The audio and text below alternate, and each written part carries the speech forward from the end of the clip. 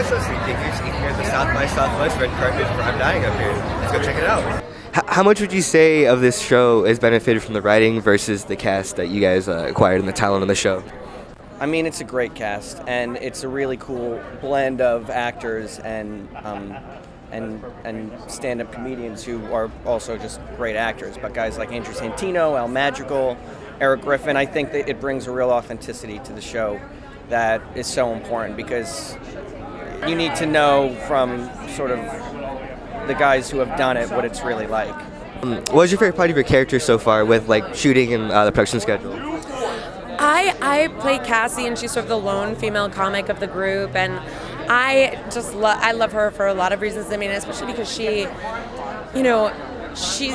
wants something. She's a woman with a dream, and she is exploring and dealing with what it is to be the only woman in this group, which is a lot like what it was to film the show.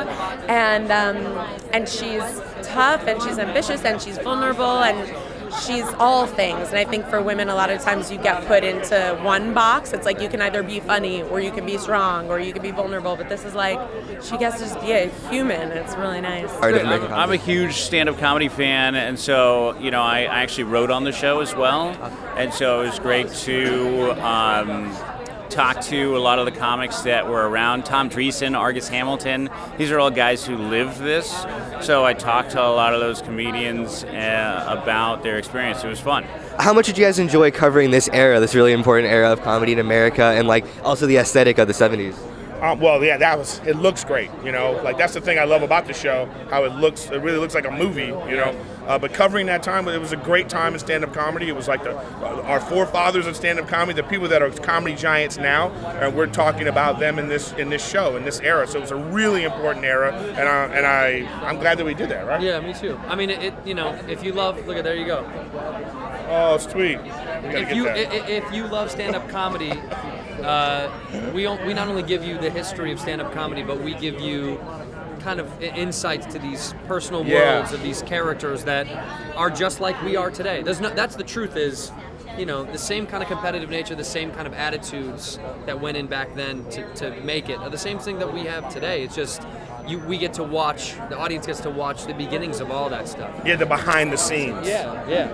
But it really was about like the relationships. Yeah. It just happens to be about that era, and we mentioned those famous people, but it really is it's just about these people. It could have been in any era, like people just struggling and trying to make it. That's the core of the show. Right. You know what I mean? We did. Listen, I mean, myself, and Erik, and Al are all stand-up comics, but for those that aren't stand-up comics, that are just actors, they came into the world, and they went to open mics, and they went to a lot of shows with us, so they learned the current world, which kind of, is the house that this show built. You know what I mean? So they're at the ground level working on the show, understanding the history, and they came with us to understand the current, so these two things can kind of tie together. So, we did enough research because we know that past and we love it, but, we lived in it. Thanks for watching, guys, and be sure to check out the show when it comes out.